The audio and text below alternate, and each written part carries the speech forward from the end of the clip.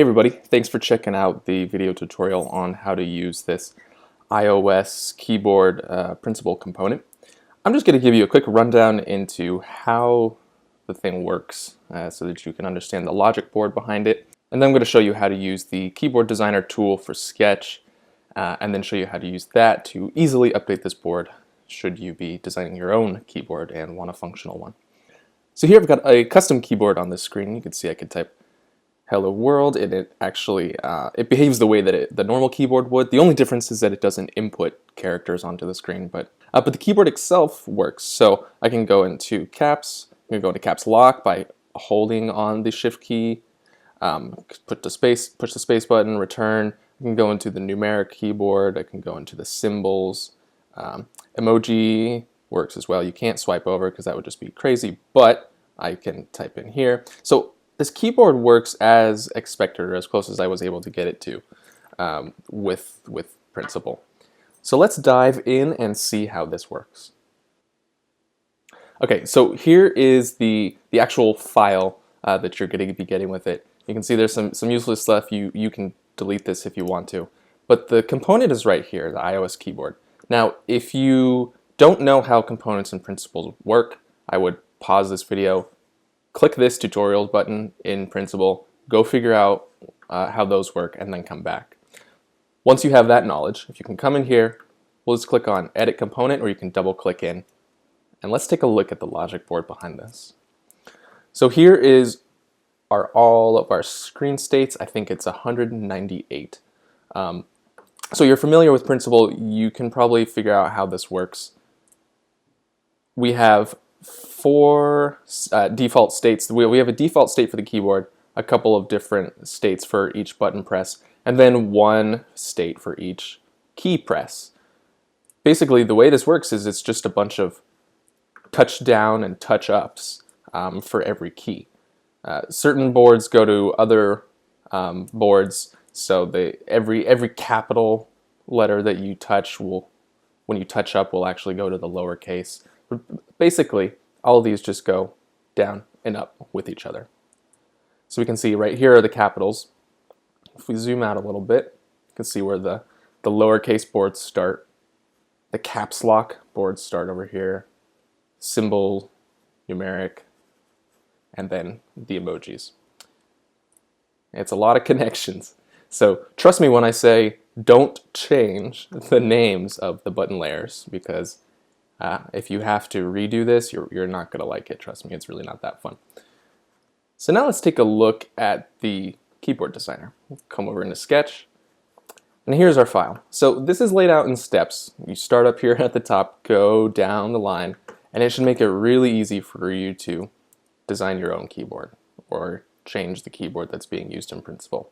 So with this, once you've updated your keyboard, by going into Principal and importing it, everything should work. You shouldn't have to change anything else within Principal ever.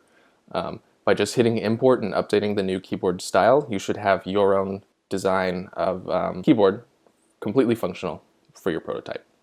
So let's take a look here. Step number 1. This is the master board.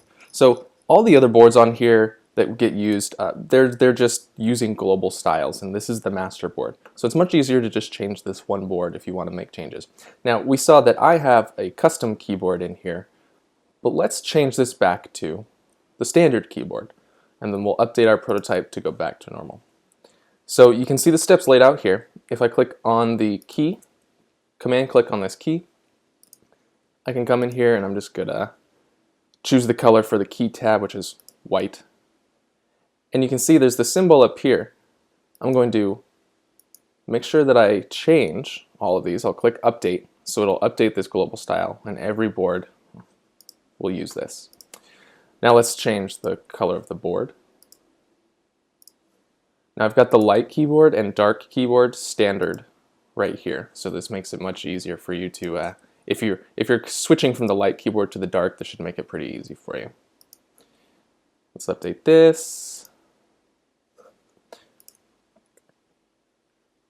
And I need to update my icons as well. Everything should be on this board.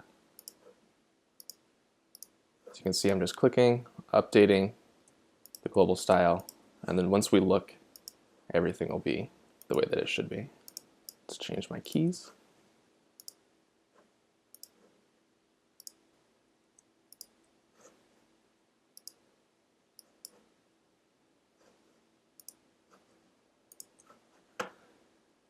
And then finally, my tab.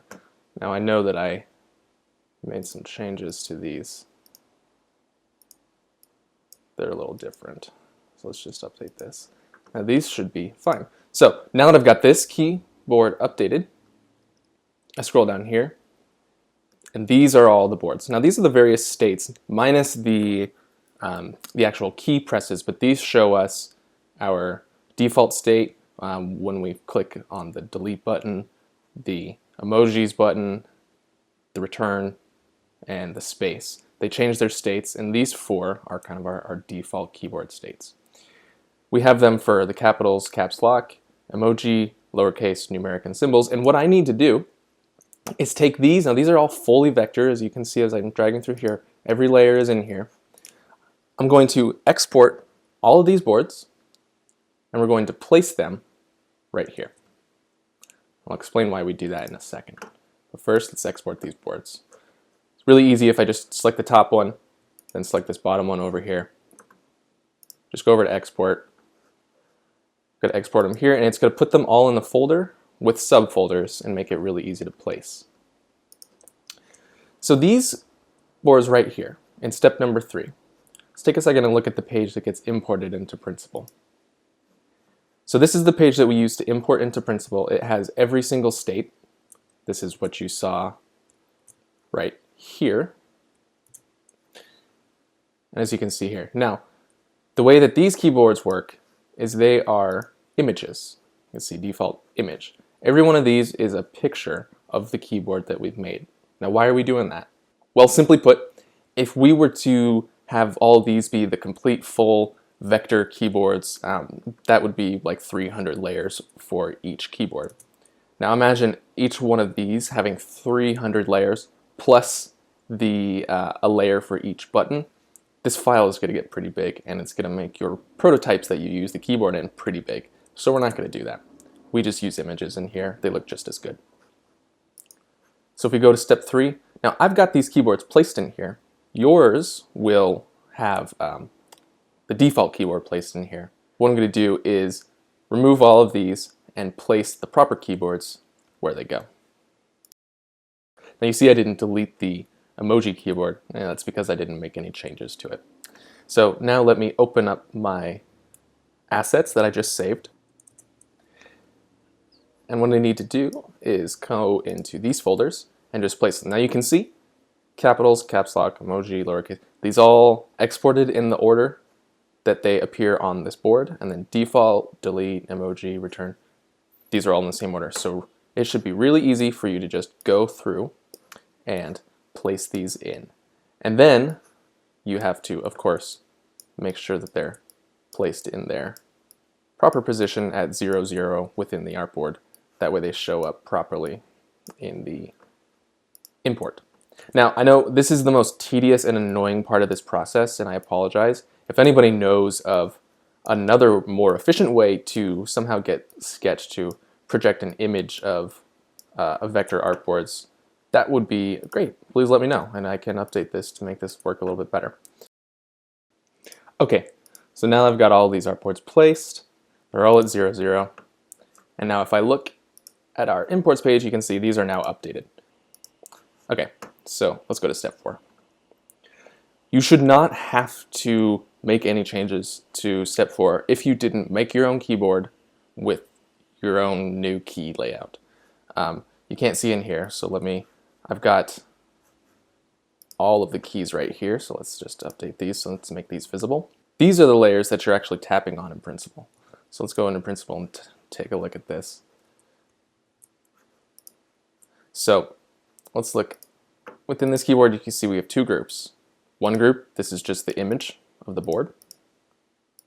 And then we have another group here. These are our buttons. These are what we're actually tapping on. So if I were to delete this Q, it would delete my whole Q interaction, and now I couldn't tap on Q. So these, you cannot change the names of these layers. Let me Let me be really clear about that. Changing the names of these layers will change all of these interactions, and then you're going to have to go through it and do this again. But this layer is copied on every capitals layer, and then if we go over into a lowercase board, we have a board with our lowercase buttons in here. These get imported, and this is what drives this. So you can see by me adding this border into here, this is basically what we're tapping on, and this is what it looks like. Now, I'm going to hide this outline because I don't need to see these, and everything should be good. Now, I did give you an extra artboard. If you do make your own keyboard, I would just copy one of these, place it in here, and then change the layers. Okay, so now we're ready to import. So you have to import from this page. You cannot import from the start page. Remember that. And then what we're going to do is simply go back into Principal and click on the import button and watch it work. So I'm in here. I'm ready. Let's come back in here. You have to import it in the actual component. You can't do it out here on the parent. If I do that, it's just going to throw a whole bunch of new artboards in here. So make sure you're editing this component. I'm going to click Import. Make sure that you have the actual correct sketch file, and then click Import and watch that go. Now once this has completed its thing, we'll go back to our keyboard, and now we have a fully functioning, updated keyboard. It was that simple. So that's all for using this iOS keyboard component for Principal and Keyboard Designer for Sketch. I hope that you found this to be helpful. If you do like this, please subscribe to the channel and follow me on Twitter and Dribbble. I'll be releasing more updates probably to this file as well as some other tools and tutorials in the future. I'll see you next time. Thanks for watching.